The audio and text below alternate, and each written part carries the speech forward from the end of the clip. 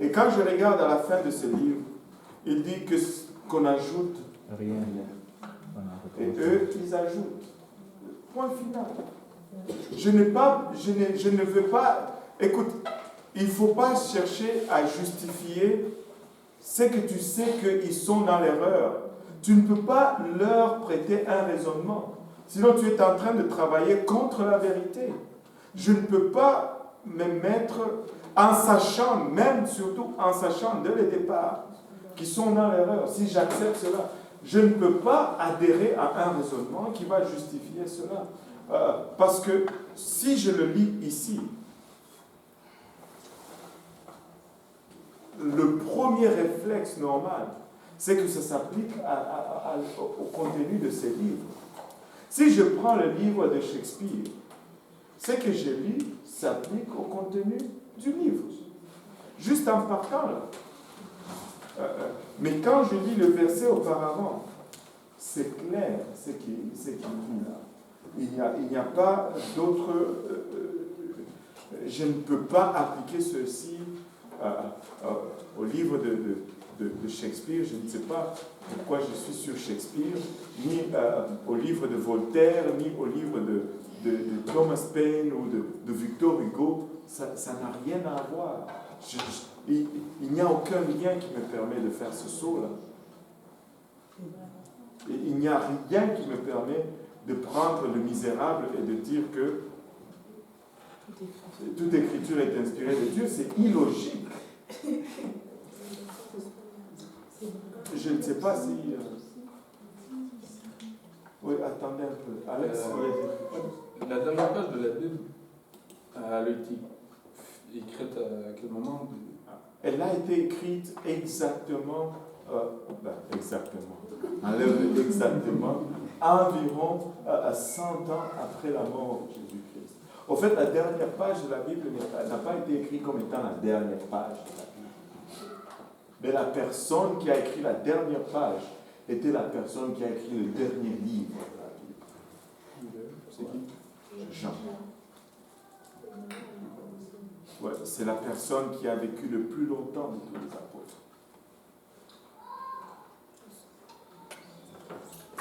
Parce qu'il était intuable. On a essayé de le tuer, on a échoué. Alors on l'a laissé juste à partir. Et il est mort tout seul. Oh boy, attendez un peu, parce qu'il y avait d'abord Loretta. Oui. Oui, ce que je veux Tu as oublié? Il fallait dire seulement oui, on passe. Vas-y, rapidement. Okay. Quand il dit que Timothée a été enseigné dedans depuis qu'il était enfant, on se rappelle bien, sa mère et sa grand-mère étaient juives. Donc il a été enseigné en fait avec les lois juives, avec les écritures juives. Et quand Paul lui dit qu'il a été enseigné dans ces choses depuis qu'il est petit, c'est sûr que ça parle en fait de... C'est ça, mais ça c'est comme je dis, ça va très loin. Moi si je me dis tout simplement, si tu peux me dire que tu peux appliquer cela sur le livre Le Misérable et de me démontrer que s'il y a, on peut y arriver. Là, mais c'est parce que je ne peux pas sauter de ce livre à un autre. Je suis dedans. Et ça me parle de ça. Et c'est tout simplement ceci. Il n'y a aucune logique pour sortir, prendre ces versets et l'appliquer à toute autre écriture. Il n'y en a pas. Il n'y a pas de lien. Il n'y a pas de connexion. Il n'y a pas de connexion. Maintenant, il y a plusieurs livres. Vous savez, la Bible est spéciale parce que ce n'est pas seulement juste un livre de la part de Dieu, mais elle est imprégnée dans l'histoire de l'humanité. Ce qui fait que tu ne peux pas la déraciner du vécu de l'humanité. Et c'est que tous les autres livres qui se prétendent de Dieu n'ont pas. Parce que ce sont les énoncés d'une seule personne dans un laps de temps défini et il n'y a aucune inspiration.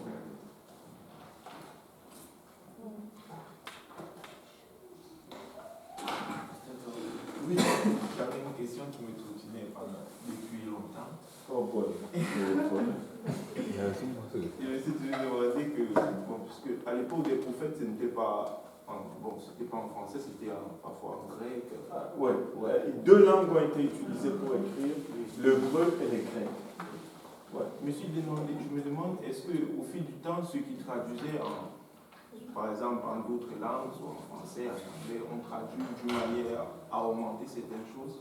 Parce que quand tu vois la Bible, peut-être d'un catholique, c'est différent de celui d'un témoin, c'est différent. Parfois, il y a souvent certaines discussions quand tu vois certaines choses. Ouais, la réponse est très claire. Et c'est ce qui fait la beauté de la Bible. En fait, c'était la deuxième partie de notre démonstration du fait que la Bible, c'est la parole de Dieu. Parce que là, on a parlé du contenu. Maintenant, on va parler de la préservation de cette parole. Est-ce qu'elle a été préservée? Est-ce que nous pouvons faire confiance à ce que nous avons comme étant la parole de Dieu? Ça, c'est la deuxième partie de notre démonstration. Mais est-ce qu'on devait la commencer là? Parce qu'il est déjà 10h moins 10. Oui. Est-ce que ça existe la science de la Bible? Si oui, en quelle année ça a été accepté comme une science? Moi, je ne connais pas quelque chose qui s'appelle comme la science de la Bible. Je ne sais pas. La science de la Bible. Écoute, quand ça devient des termes comme ça, c'est juste des inventions humaines. Amen. La Bible, c'est juste la Bible. C'est un livre de vie et qu'on lit et qu'on améliore notre vie. Mais c'est quand je disais on va la démystifier parce que les gens ont fait tout un cirque autour de la Bible. La théologie, machin. Et c'est la pire des choses à faire. Aller à l'université en théologie. C'est là que tu apprends le moins sur la Bible. C'est là que tu apprends le moins sur la Bible. Au fait, je ne connais pas un seul département de théologie dans quelconque université qui défend la Bible. Tous les théologiens, ils sont là pour la détruire, au fait. Ils vont te dire que ce n'est pas vraiment ça. Jean, ce n'est pas vraiment ça ce qu'il voulait dire. Et ils sont très loin du message biblique. On en avait une fois, on a rencontré c'était à Concordia, c'était la défense de thèse de la sœur Liane Grant. Je ne sais pas s'il y avait quelqu'un d'autre ici. La sœur Lila était là. Toi, tu étais là. Hein? Il y avait Tu étais venu en retard. Il y avait, parce qu'elle présentait une défense de thèse sur la traduction. Et comme elle le fait pour traduire les choses de la Bible, elle a pris un des livres unicitaires de David Caberna, qui est Le nom de Jésus. Et elle a traduit ce livre. Et bon, pour défendre maintenant sa thèse, il y avait les gens du département de traduction. Mais comme pour que ça soit viable, il fallait qu'on amène un expert sur le sujet. Donc on a amené un théologien qui était aussi sur un des membres du jury, et ainsi de suite. Mais vous savez ce type. Il n'était plus question de si le livre en anglais était bien traduit, mais il était rouge de colère parce que ce livre parlait de la doctrine biblique. Amen. Et le débat était chaud. Nous tous, on a repoussé nos marches.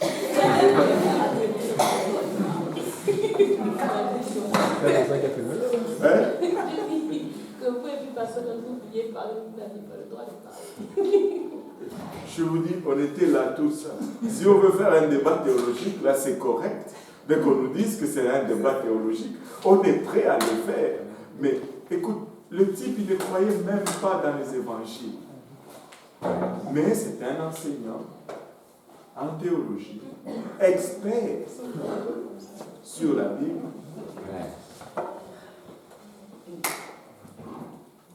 Et je te dis, oh, ce que vous dites ici, ce n'est pas vrai vraiment, parce que quand on voit Jean, ce qu'il voulait dire.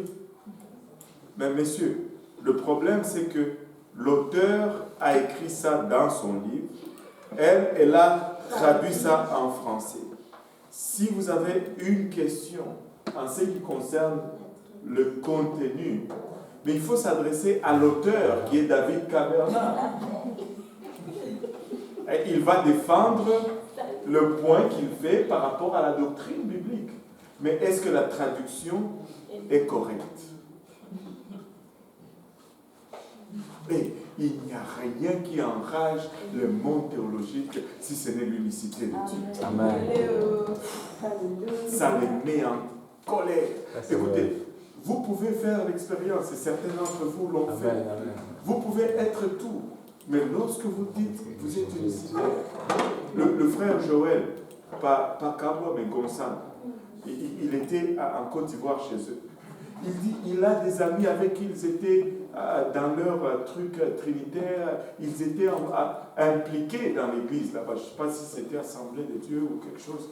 Il dit, on était forts. Je suis venu ici, j'ai vu l'unicité, mais quand je suis rentré, il y a de ces gens qui ne voulaient même pas me parler à cause de l'unicité de Dieu.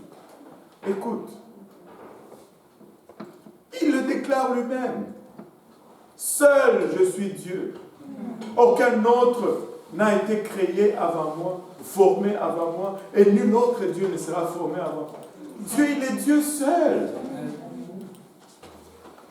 Mais, anyway, là je suis complètement loin de ma traque, mais ce que je voulais dire, c'est que toute écriture est inspirée de Dieu. Et c'est Dieu qui a inspiré les écritures. Écoutez, on va conclure là. On va revenir lundi prochain pour voir comment les Écritures ont traversé le temps. Amen. Donc, oui. Maintenant, en parlant des enfants, les gens vont utiliser très souvent le passage quand Dieu dit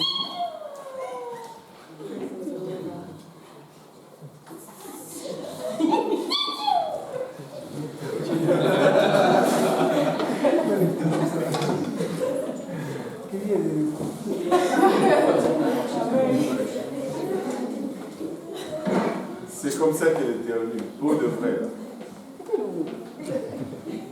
Pour de vrai, c'est vrai.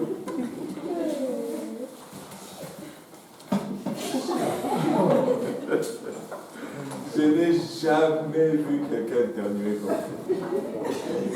Tout le monde éternue de la même façon.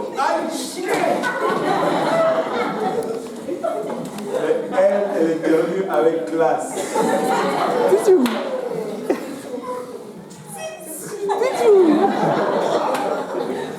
Une vraie parisienne, même dans l'éternuement. Elle n'éternue pas en joie. Elle éternue en français parisien. Oui. Amen. Alléluia. Regardez ceci. Ils vont utiliser le passage où Dieu dit allez exterminer les Amalécites, ne laisser ni bébé, ni enfant, ni femme, ni bétail, ni tout, vouer tout par interdit. Et ils vont dire comment ça se fait que Dieu dit ça. Un Dieu qui est amour. Mais c'est même Dieu qui est amour. Quand il leur dit, bon, tu n'as pas le droit de divorcer ta femme, un homme, une femme, ils vont dire, ah mais non, là je suis moderne. Mais on va laisser ça tranquille.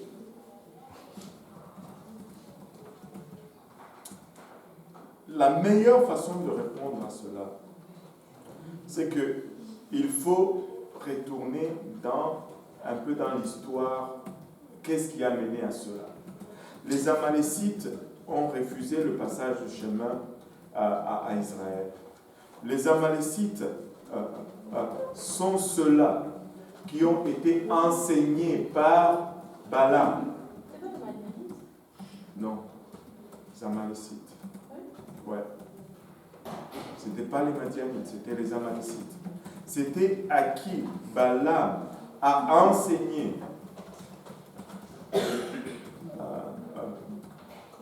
comment faire chuter Israël. Non seulement c'était l'idolâtrie, mais c'était une idolâtrie qui avait passé le cap de la rédemption. Il n'était plus rachetable. C'était un cancer qu'il fallait enlever. Maintenant, le problème, ce n'est pas que si on dit qu'il faut les tuer, que c'est un manque d'amour. Si on dit qu'il faut les tuer, c'est la conséquence de leur péché. On ne peut pas dissocier les conséquences de l'amour. Quand mon fils, qui a 12 ans, qui prend un marqueur, qui commence à écrire partout sur le mur, les claques que je vais lui asséner sur les fesses vont être pleins d'amour. Mais ce n'est pas... l'amour n'exempte pas les conséquences. Ça, c'est compréhensible. C'est un adulte. Mais là où il bloque, c'est au niveau des enfants, non. Parce que ici, les enfants, pas une enfant, Stéphane veut dire quelque chose avant. Est-ce que ce n'était pas courant dans le temps, par exemple, que les rois, lorsqu'ils allaient en guerre contre un peuple, ils tuaient tout le monde, les enfants, et il était aussi écrit selon la loi, œil pour œil, dent pour dent. Mais c'était pas, je ne peux pas amener ce point. Le point, c'est celui-ci. J'étais une fois, je vais te donner ces exemples. Parce qu'on a toujours tendance à dire, oh, les enfants, ce sont des anges. C'est faux. C'est faux. Mais oui. Tu peux toujours enseigner un enfant aussi. Attends que je finisse. Les enfants ne sont pas des anges. Les enfants, ce sont le plus petit pire des mots qui existent. Dès le berceau, ils commencent à pousser. Écoutez, si les enfants étaient des anges, à quel moment est-ce qu'on pousse des corps? Hein? Mais non. Ben non. Si c'était vraiment ça le cas, on n'aurait pas de problème. Tout le monde serait correct. D'où serait venu le mal? Parce qu'on a toujours tendance à dire, oh, l'homme est naturellement bon, c'est la société qui le rend mauvaise. Hein? Faux et archi-faux. La société est faite des hommes. C'est quelle société? Des martiens?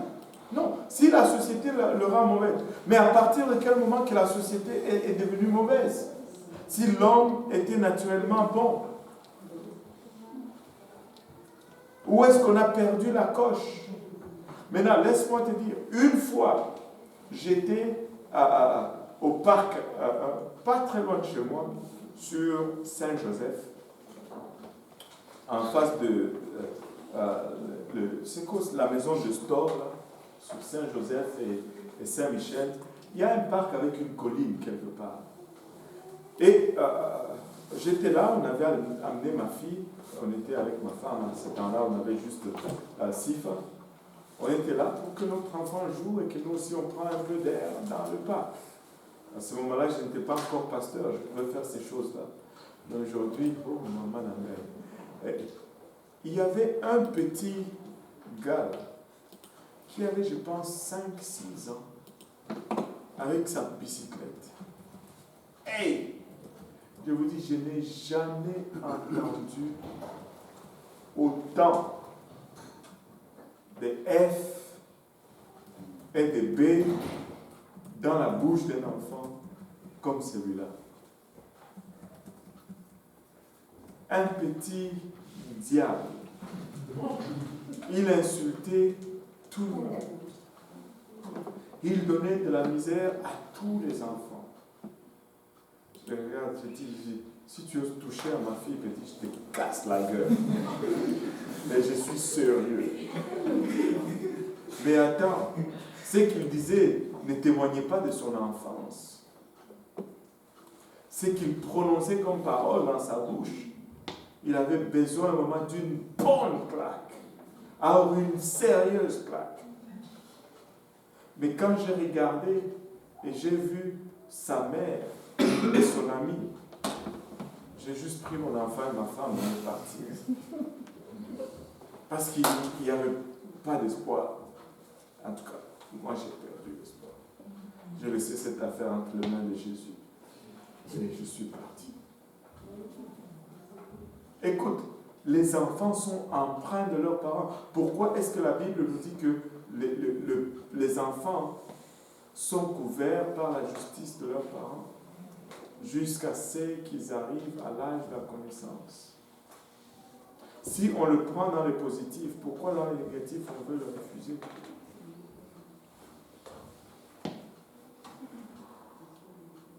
De la même chose, de la même façon qu'un enfant qui grandit dans une maison sainte, qui sert Dieu et prône à suivre Dieu, de la même façon, un enfant qui grandit dans une maison où on fait des mauvaises choses, il prône à suivre ces choses. Il est imprégné, c'est la sémence qu'il reçoit. Et les résultats se démontrent tout seuls. Saul, à qui on a dit d'exterminer les Amalécites, il ne les a pas fait. Mais qui l'a tué, lui? Un Amalécite. Nous sommes champions en ce qui concerne blâmer Dieu. Mais quand vient le temps de prendre nos responsabilités, ça devient toute la faute de Dieu. Mais nous allons subir les conséquences de nos sorts, de nos actes. Et nous ne pouvons pas blâmer Dieu pour les conséquences de nos actes. Cela était juste une conséquence des actes des Amalécites. Et on ne peut pas blâmer Dieu pour cela. Point final. Ouais. Tu sais, c'est comme si tu dis ceci. Si je dis vraiment que je suis un chrétien, et que je vois quelqu'un rentrer dans ma maison avec un long couteau et il dit qu'il va tuer mes enfants. Si je suis vraiment un chrétien et que j'aime les âmes et que j'ai une arme, j'ai un Magnum 44 dans ma poche, je ne peux pas sortir ce Magnum et tuer cet homme parce que si je le fais, alors là, je ne suis pas un chrétien. Je dois juste les laisser faire ce qu'ils doivent faire. Hey! Comment faire le bien? En utilisant le Magnum.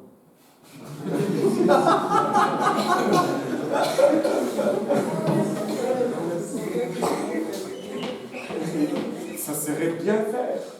Parce que bien faire, ce n'est pas laisser se déchaîner, tuer tes enfants. C'est une chose horrible à faire. Même avec tout le Saint-Esprit au monde, moi je vais utiliser le Magnum. Et je vais répondre de cela. Oui. Mais le pasteur, mais il avait dit qu'on devait penser à l'âme. Parce que je pense à l'âme. Je pense vraiment à l'âme. Parce quand je fais il a cela. dit qu'on doit penser, est-ce que la personne est déjà sauvée? Est-ce qu'elle a déjà... Oh, je pense à l'âme quand je fais Mais cela. pasteur, de toute façon, quand vous utilisez le fil, c'est pas pour le tuer, vous pouvez viser les pieds, les bras. Est-ce que je sais viser?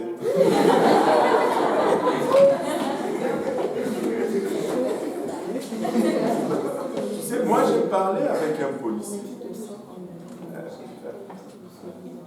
Et j'ai parlé avec un ami avec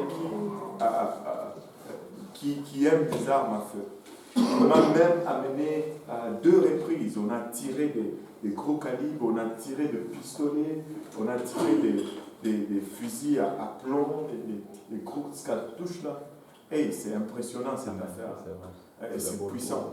Mais écoute, il dit, les gens là, ils disent c'est facile de tirer au pied. Mais vous savez combien de temps d'entraînement tu dois avoir pour pouvoir tirer quelqu'un dans le pied ou dans la jambe? Hein? Ce n'est pas facile. Tirer à l'arme là, ce n'est pas facile, je vous dis. Tu tires seulement, tu espères que ça va faire mouche. Je vous dis, sincèrement, ce n'est pas que chaque fois qu'un policier tire et il tue la personne qu'il voulait expressément tuer. Ce n'est pas facile. Ce n'est pas facile à atteindre juste la jambe. D'abord, tu comptes le stress et puis le facteur que c'est une cible qui bouge. Ce n'est pas quelqu'un qui reste là et qui tire.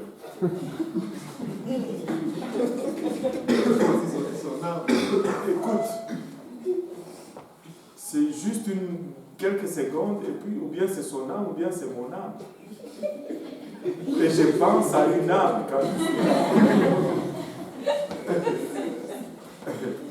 je pense à une âme.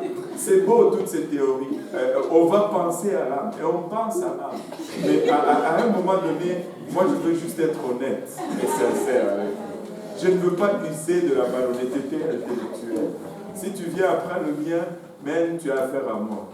Et je sais que je dois aussi rendre compte à Dieu pour cela.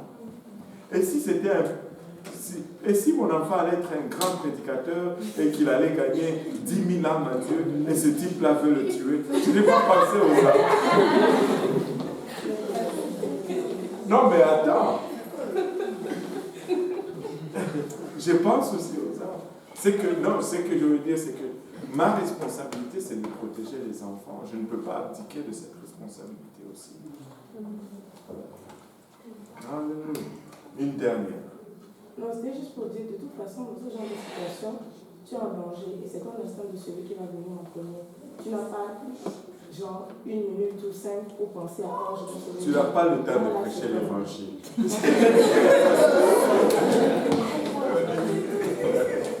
Tu peux bien penser à l'âme.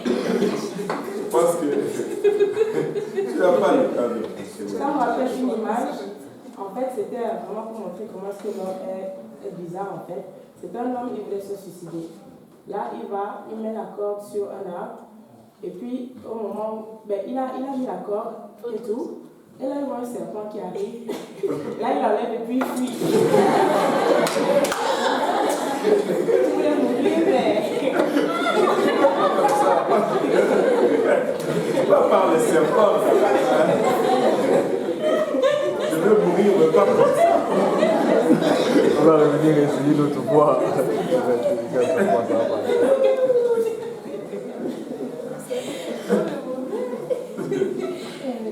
Il y a mourir et mourir.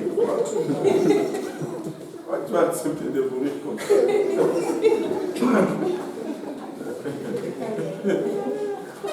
Aïe, aïe, aïe. J'ai une question. Est-ce que la légitime défense est biblique?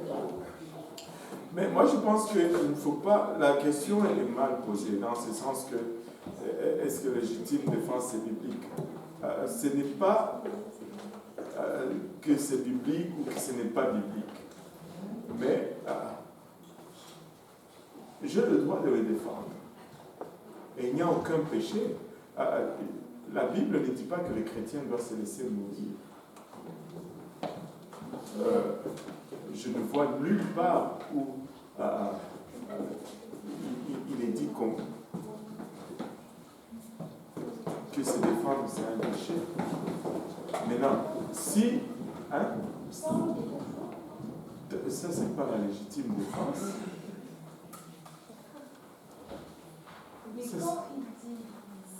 Quand il dit tant l'autre jour, il dit tout simplement ne rends pas ce que l'autre t'a donné. C'est quand les choses sont faites, c'est fait. Ce n'est plus de la légitime défense. C'est la vengeance. Celui qui voudra sauver sa vie en ça, tu sais comment on appelle ça? Tordre les esprits.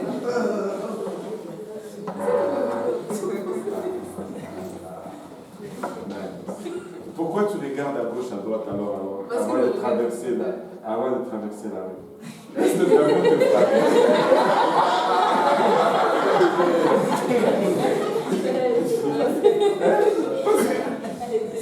Ça ne veut... Écoutez, on peut tordre les Écritures. et leur faire dire tout ce qu'ils veulent dire. Mais ce n'est pas ça le but de l'exercice, quand même. Ce n'est pas ça le but de l'exercice.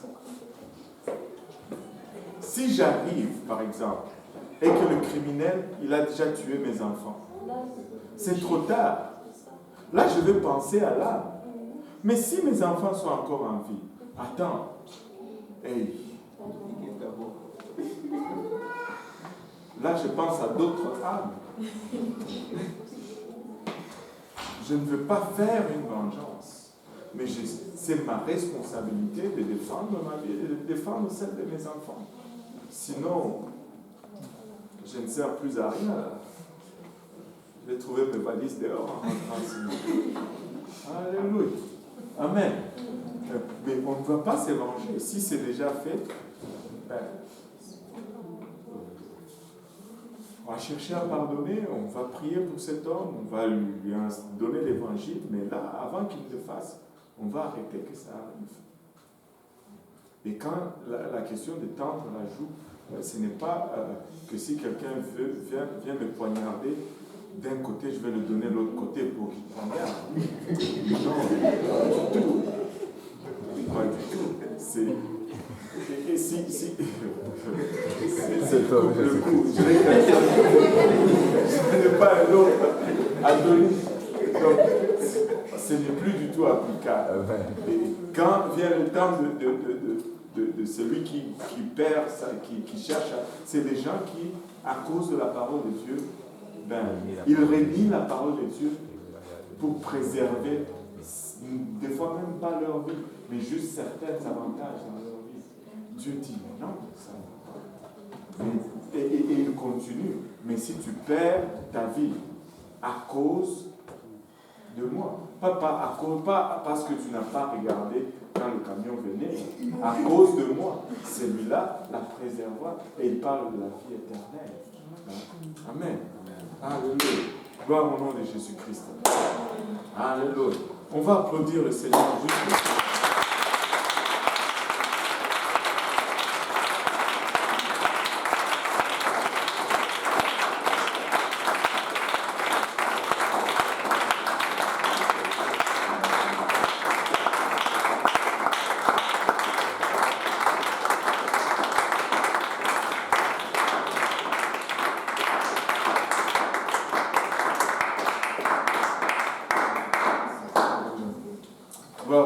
Le frère Boaz va prier pour conclure le service et venir à la nourriture.